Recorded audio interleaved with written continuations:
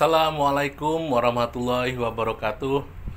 Selamat malam buat mahasiswa-mahasiswaku semuanya yang mengambil mata kuliah pengantar bisnis. Pada malam hari ini kita di pertemuan ketiga akan membicarakan tentang pengertian dan bentuk usaha di Indonesia. Tujuan dari pembelajaran ini adalah supaya setelah Anda mendengarkan perkuliahan ini, Anda diharapkan untuk bisa memahami perusahaan dan unsur-unsurnya, kemudian mendapatkan pengetahuan mengenai bentuk perusahaan perseorangan dan perusahaan berbadan usaha tidak berbadan hukum. Dan terakhir, untuk bisa supaya mendapatkan pengetahuan mengenai bentuk perusahaan berbadan hukum. Marilah sebelum kita mulai perkuliahan pada malam hari ini, kita awali dengan berdoa. Bagi yang beragama Muslim, silakan Anda membaca basmalah bersama-sama. Bismillahirrahmanirrahim. Bagi yang beragama non-Muslim, silakan Anda berdoa menurut agama dan keyakinan Anda. Oke, terima kasih. Seminggu kita berpisah, seminggu pula usia kita bertambah. Kegiatan usaha di Indonesia dijalankan oleh para pengusaha yang bergerak di sektor formal maupun informal.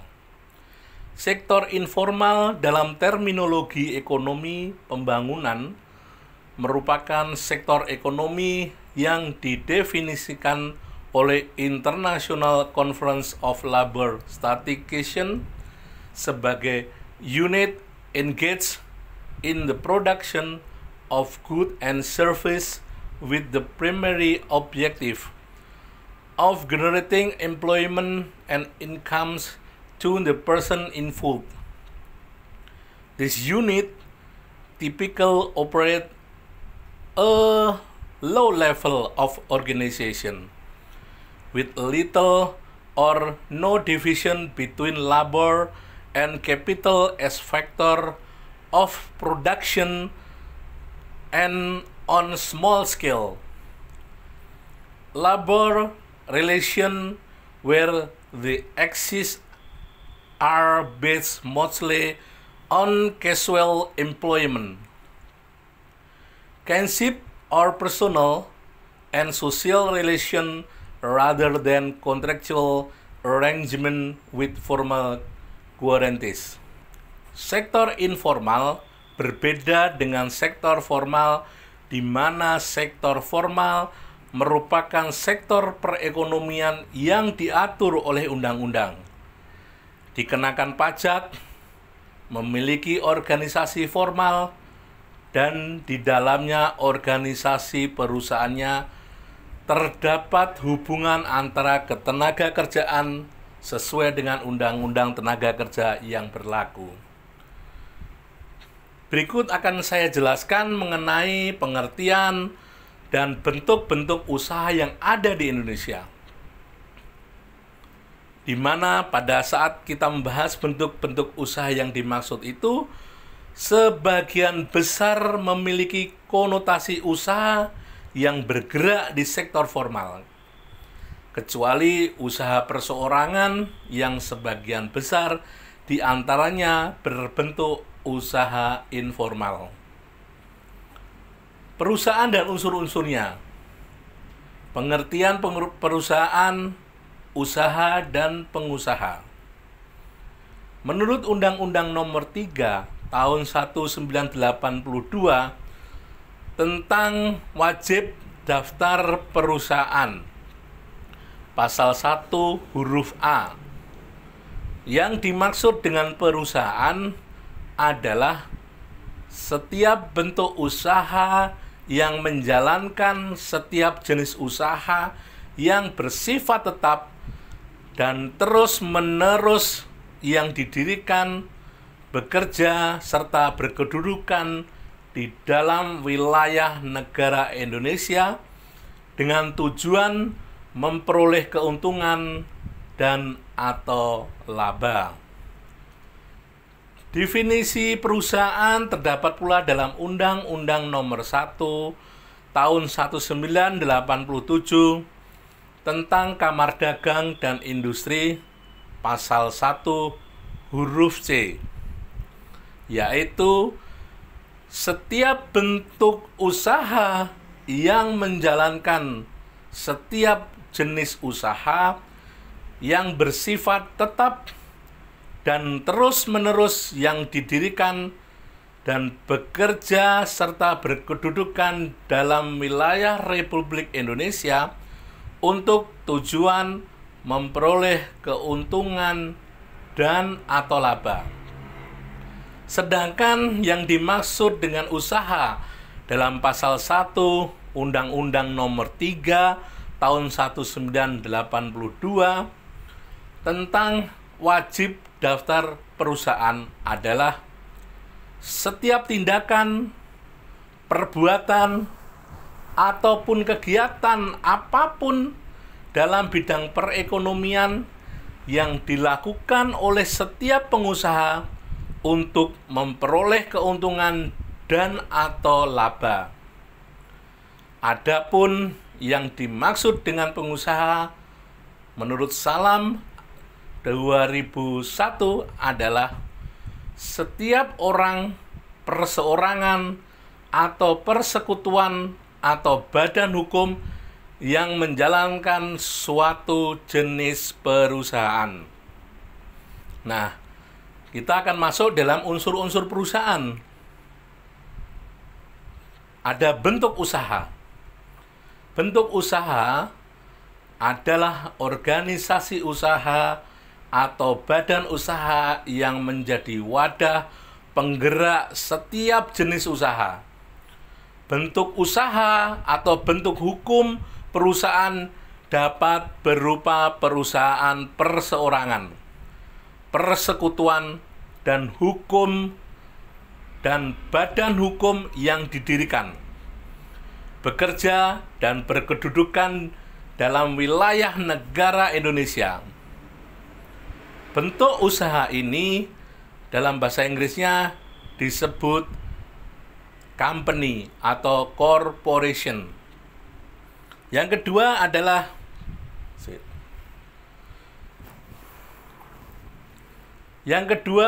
jenis usaha atau lapangan usaha. Jenis atau lapangan usaha merupakan kegiatan dalam bidang perekonomian yang mencakup perindustrian, perdagangan, jasa, pembiayaan yang dijalankan oleh badan usaha secara terus-menerus. Lapangan usaha secara detail dapat dilihat pada KBLI 2009 yang telah dibahas pada pertemuan minggu kemarin. Jenis usaha dalam bahasa Inggris ini disebut business. Selain kedua unsur pokok tersebut, unsur-unsur yang melekat pada suatu perusahaan adalah sebagai berikut. 1. Badan usaha. Apa yang dimaksud dengan badan usaha? Badan usaha yang menjalankan kegiatan dalam bidang perekonomian mempunyai bentuk hukum tertentu. Seperti misalnya perusahaan dagang atau disingkat dengan PD, firma atau disingkat dengan FA, persekutuan komanditer atau disingkat dengan CV, perseroan terbatas PT, perusahaan umum Perum, perusahaan perseroan persero, dan koperasi. Kegiatan dalam perekonomian. Setiap perusahaan menjalankan kegiatan usahanya dalam berbagai bidang yang meliputi bidang industri, perdagangan, jasa, dan pembiayaan. Kemudian going concern, kegiatan perusahaan harus dilakukan secara going concern atau terus-menerus. Artinya, kegiatan perusahaan harus dijadikan sebagai mata pencaharian dan bukan kegiatan yang bersifat insidental atau pekerjaan sambilan. Bersifat tetap. Bersifat tetap artinya kegiatan itu tidak berubah atau berganti dalam waktu singkat.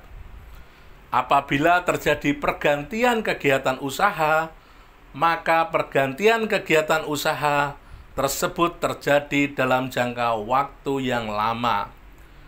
Jangka waktu pendirian usaha tersebut ditentukan dalam akte pendirian perusahaan atau surat izin usaha, misalnya 5 tahun, 10 tahun, atau 20 tahun.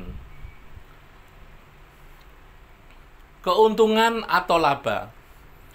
Salah satu unsur perusahaan yang terpenting adalah perusahaan didirikan untuk memperoleh keuntungan atau profit.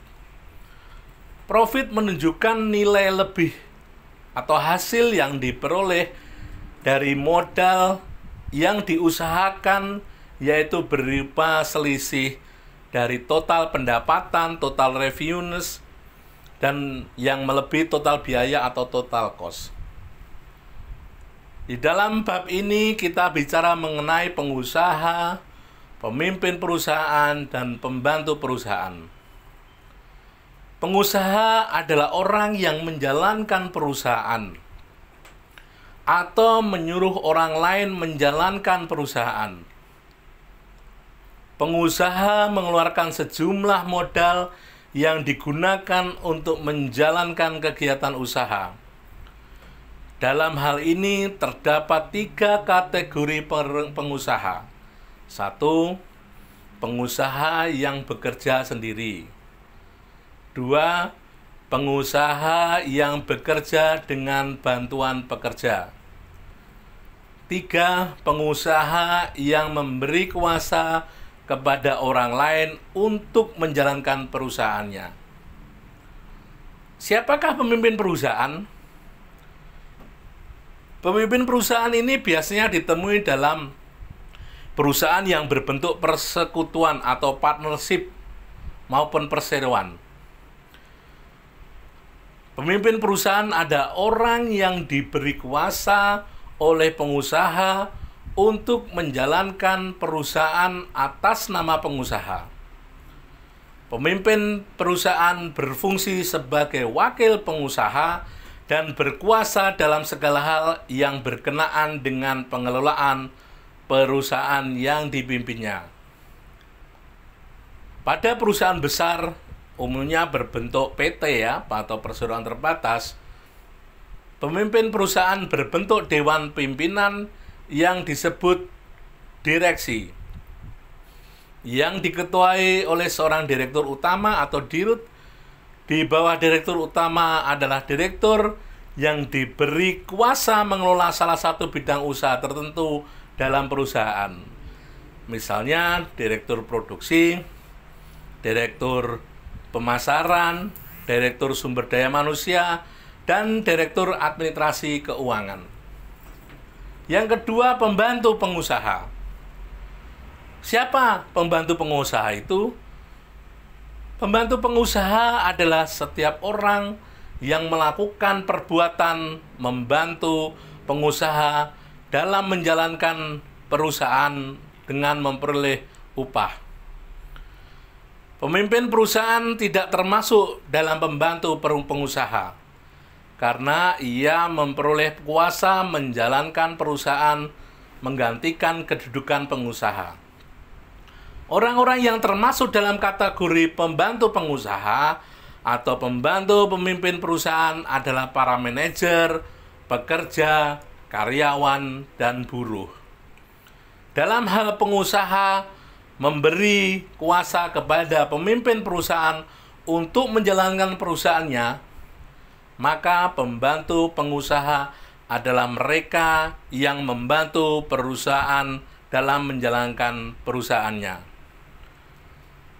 Bentuk perusahaan di Indonesia bisa dilihat bentuk hukum perusahaannya dikelompokkan dalam 3 besar, yaitu 1. Perusahaan perseorangan. 2. Perusahaan berbadan usaha tidak berbadan hukum. 3. Perusahaan berbadan hukum.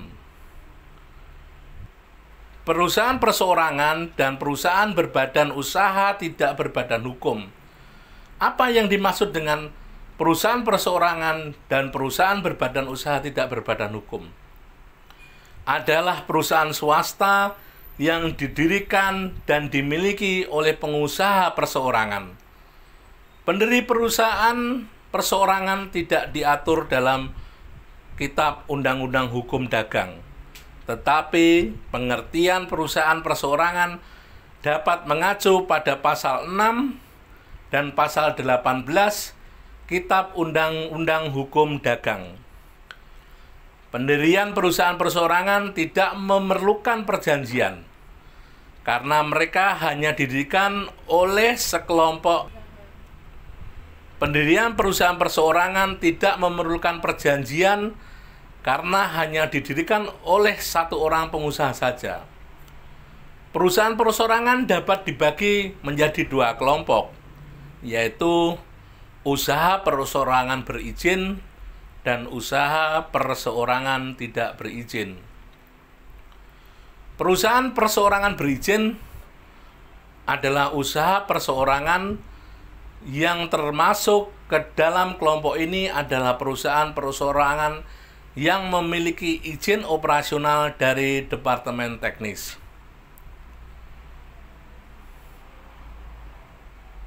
Usaha perseorangan yang tidak memiliki izin adalah usaha perseorangan yang tidak memiliki izin, misalnya usaha perseorangan yang dilakukan oleh pedagang kaki lima, toko kelontong, pedagang eceran, dan lain-lain. Perusahaan berbadan usaha dan tidak berbadan hukum. Apa yang dimaksud dengan perusahaan berbadan usaha dan tidak berbadan hukum? Adalah perusahaan persekutuan namun tidak berbadan hukum, adalah perusahaan swasta yang didirikan dan dimiliki oleh beberapa orang pengusaha secara kerjasama, tetapi tidak termasuk dalam kategori badan usaha yang berbadan hukum. Yang termasuk di dalam kelompok ini adalah firma dan CV. Firma atau biasa disingkat dengan FA, pengertian dan tata cara pendirian. Firma adalah persekutuan perdata yang didirikan untuk menjalankan perusahaan dengan nama bersama. Persekutuan perdata adalah perjanjian dengan dua nama atau lebih untuk mengikatkan diri dengan menyetorkan sesuatu kepada persekutuan dengan tujuan untuk memperoleh manfaat dan keuntungan. Firma bukan merupakan badan usaha yang berbadan hukum karena alasan-alasan sebagai berikut. Tidak ada pemisahan harta kekayaan antara persekutuan dan pribadi sekutu-sekutu. Setiap sekutu bertanggung jawab secara pribadi untuk keseluruhan. Maksudnya bahwa masing-masing sekutu bertanggung jawab atas perikatan yang telah dibuatnya sendiri dan perikatan yang dibuat oleh sekutu lainnya. Yang kedua, firma tidak ada keharusan pengesahan akta pendirian oleh Menteri Hukum dan Hak Asasi Manusia. Persekutuan komanditer atau CV. Persekutuan komanditer adalah firma yang mempunyai satu atau beberapa orang sekutu komanditer. Persekutuan komanditer mempunyai dua macam sekutu, yaitu sekutu komplementer dan sekutu komanditer. Sekutu komplementer adalah sekutu aktif yang menjadi pengurus persekutuan. Pada sebuah CV, hanya sekutu komplementer yang dapat melakukan hubungan hukum dengan pihak ketiga. Selain itu, menurut pasal 18 Kitab Undang-Undang Hukum Dagang, sekutu komplementer memiliki tanggung jawab yang tidak terbatas terhadap kerugian yang diderita oleh CV. Artinya, apabila kekayaan CV tidak dapat memenuhi kewajiban yang timbul akibat kerugian, maka kekayaan pribadi tidak dapat memenuhi kewajiban yang timbul akibat kerugian. Karena CV pada dasarnya adalah firma yang memiliki satu komanditer, maka pasal 22 Kitab Undang-Undang Hukum Dagang dapat diberlakukan dalam pendirian CV. Persekutuan komanditer bukan merupakan badan hukum, karena sebagaimana halnya firma, akta pendirian CV tidak memerlukan pengesahan Menteri Hukum dan HAM. Perusahaan berbadan hukum.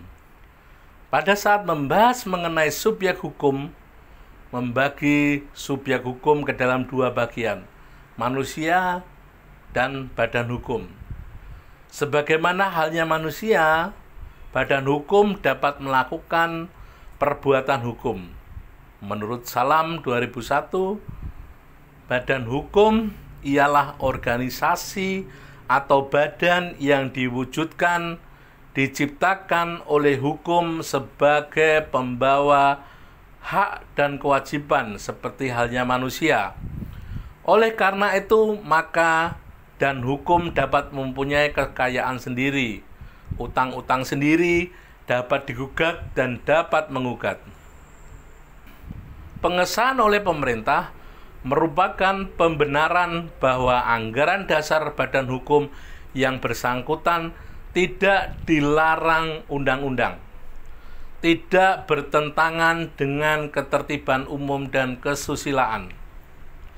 Di samping itu, pengesahan juga menentukan bahwa sejak tanggal pengesahan diberikan, maka sejak itu pula badan usaha yang bersangkutan memperoleh status badan hukum. Jenis perusahaan yang termasuk dalam kelompok perusahaan berbadan hukum adalah PT, perseroan terbatas, perusahaan jawatan, perusahaan umum, perusahaan perseroan atau persero, perusahaan daerah atau perusda, koperasi, dan yayasan. Kita bicara masalah PT atau perseroan terbatas. Pengertian perseroan terbatas menurut pasal 1 butir 1 Undang-Undang Nomor 40 Tahun 2007 tentang perseroan terbatas.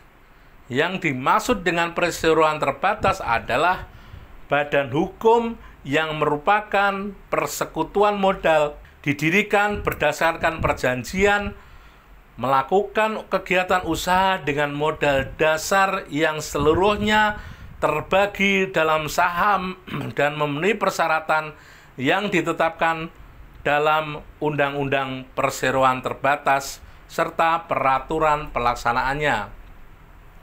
Perseroan terbatas merupakan badan hukum karena akta pendirian perusahaan harus mendapatkan pengesahan dari Kementerian Hukum dan HAM. Selain itu, terdapat pemisahan kekayaan antara kekayaan pribadi, para pemegang saham dengan bagian kekayaan yang disetorkan ke perseroan dalam bentuk setoran saham. Para pemegang saham dalam satu perseroan memiliki kewajiban yang terbatas terhadap pihak ketiga. Apabila perusahaan mengalami likuidasi dan masih memiliki kewajiban kepada pihak ketiga, para pemegang saham hanya memiliki kewajiban sebesar nilai saham yang telah disetorkan ke perseroan.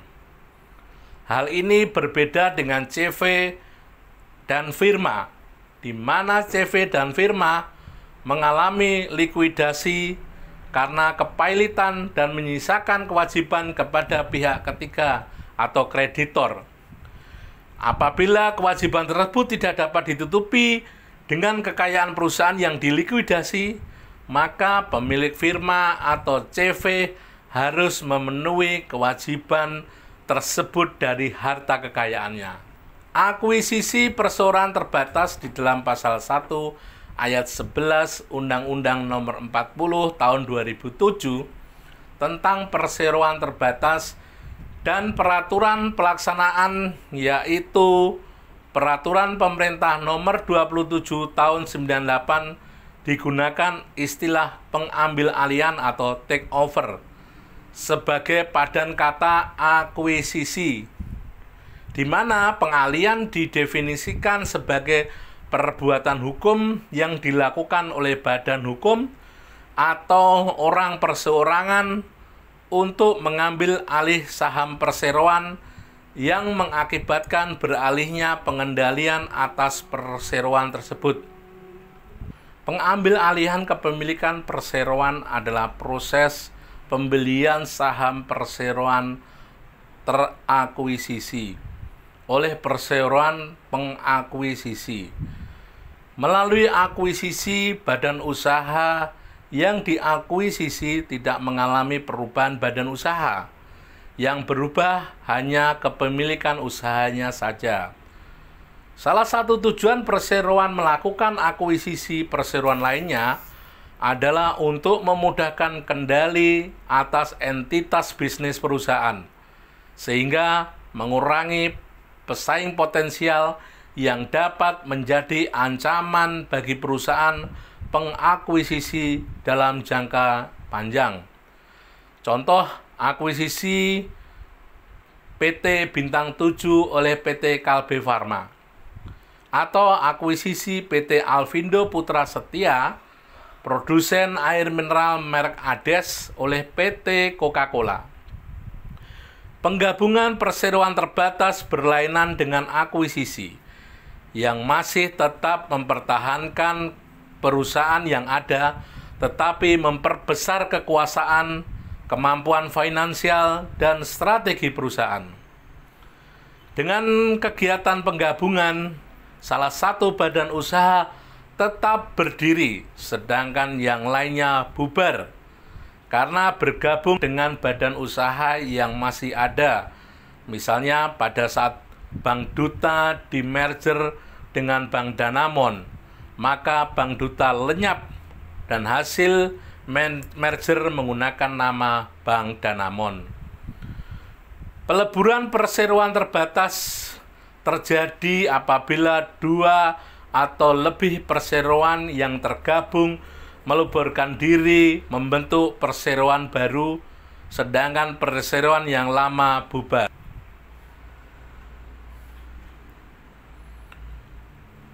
Perusahaan jawatan atau perjan. Perusahaan jawatan adalah perusahaan negara, badan usaha milik negara atau BUMN, yang seluruh modalnya berasal dari kekayaan negara yang dipisahkan dan menjadi bagian integral dari departemen teknis. Perusahaan negara ini lebih mengutamakan pelayanan umum public service, kendati tidak boleh melepaskan diri dari kaidah efisiensi dan efektivitas usaha. Kemudian ada Perum, ya. Perum atau perusahaan umum adalah perusahaan negara BUMN yang seluruh modalnya dimiliki negara dari kekayaan negara yang dipisahkan dan yang tidak terbagi atas saham-saham. Perum adalah badan hukum. Kedudukannya sebagai badan hukum diperoleh dengan berlakunya peraturan pemerintah tentang pendiriannya. Lapangan usaha Perum tidak semata-mata melayani kepentingan umum atau pemberi jasa, sebagaimana lapangan usaha perjan, melainkan juga sifat mencari keuntungan atau memupuk pendapatan. Persero diatur dalam peraturan pemerintah nomor 12 tahun 98. Persero adalah perusahaan negara BUMN yang berbentuk perseroan terbatas, di mana modal usaha negara dalam bentuk perseroan dapat mempunyai dua kemungkinan. Satu, seluruh modal persero dimiliki oleh negara. Yang kedua, sebagian modal persero paling sedikit 50% dimiliki oleh negara dan sebagian lainnya dimiliki oleh swasta. Maksud dan tujuan pendirian persero adalah menyediakan barang dan jasa yang bermutu tinggi dan berdaya saing kuat baik di pasar dalam negeri maupun internasional, memupuk keuntungan guna meningkatkan nilai perusahaan. Perusahaan daerah. Perusahaan daerah adalah perusahaan-perusahaan yang didirikan oleh pemerintah daerah, badan usaha milik daerah atau BUMD, baik di pemerintah daerah tingkat provinsi maupun pemerintah daerah tingkat kabupaten atau kota madya. Perusahaan daerah diatur oleh Undang-Undang Nomor 5 Tahun 1962 tentang perusahaan daerah, dan modal perusahaan daerah seluruhnya atau sebagian berasal dari kekayaan daerah yang dipisahkan. Koperasi. Menurut pasal 1 Undang-Undang Nomor 17 Tahun 2012 tentang perkoperasian, yang dimaksud dengan koperasi adalah badan hukum yang didirikan oleh perseorangan atau badan hukum koperasi dengan pemisahan kekayaan para anggotanya sebagai modal untuk menjalankan usaha yang memenuhi aspirasi dan kebutuhan bersama di bidang ekonomi, sosial, dan budaya sesuai dengan nilai dan prinsip koperasi. Sebagai badan usaha yang berbadan hukum, status badan hukum koperasi diperoleh setelah akta pendirian koperasi memperoleh pengesahan dari pemerintah atau Menteri Koperasi. Modal koperasi.